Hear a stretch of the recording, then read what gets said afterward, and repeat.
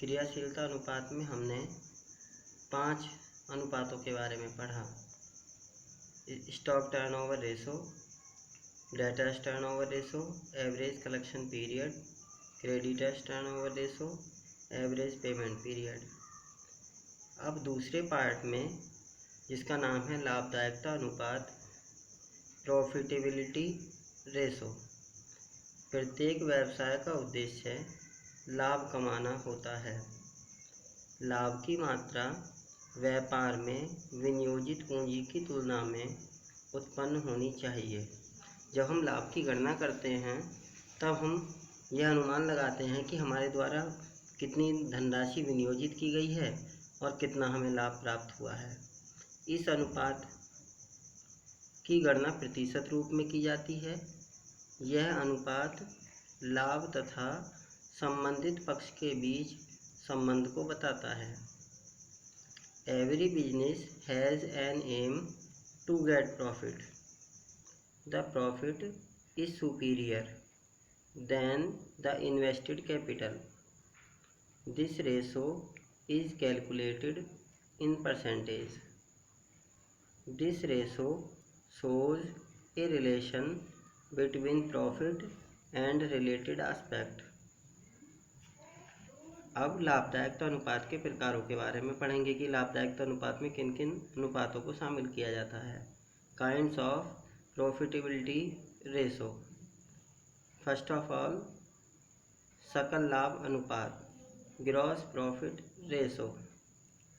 शुद्ध लाभ अनुपात, नेट प्रॉफिट रेशो।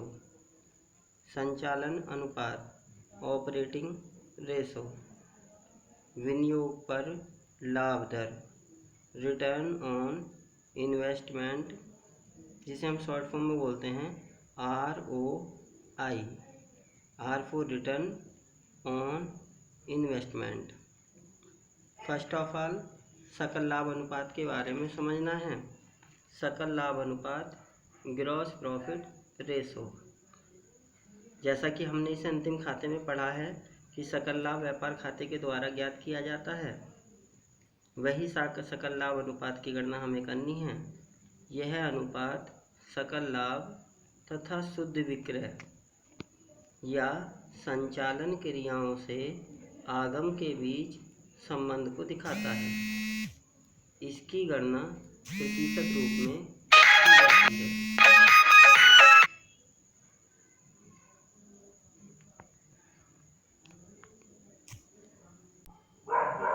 इसकी गणना प्रतिशत रूप में की जाती है।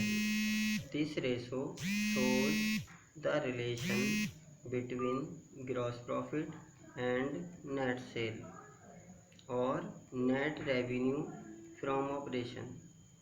It is calculated in percentage. यह परसेंटेज में कैलकुलेट की जाती है। Gross profit ratio is equal to gross profit upon net sale और नेट रेवेन्यू फ्रॉम ऑपरेशन। जैसा कि परसेंटेज में इसकी गणना होती है तो इंटू 100 से इसे मल्टीपल किया जाता है। और या फिर जैसा कि हमने पढ़ा, ग्रॉस प्रॉफिट और ग्रॉस लॉस दोनों ही ट्रेडिंग अकाउंट से आते हैं।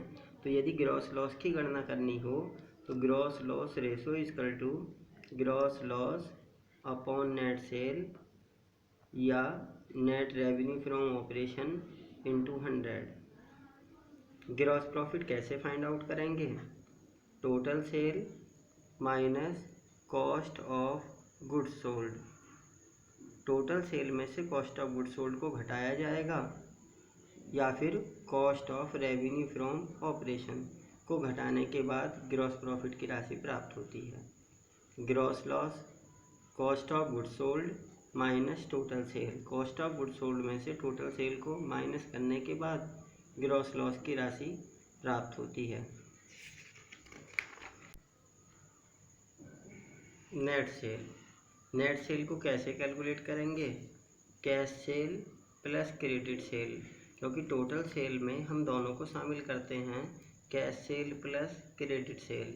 Total sale minus sales return. तो नेट सेल के लिए टोटल सेल में से सेल्स रिटर्न को घटाया जाता है। इस प्रकार नेट सेल भी हमें प्राप्त हो जाती है। और फिर हम अपने फॉर्मूले का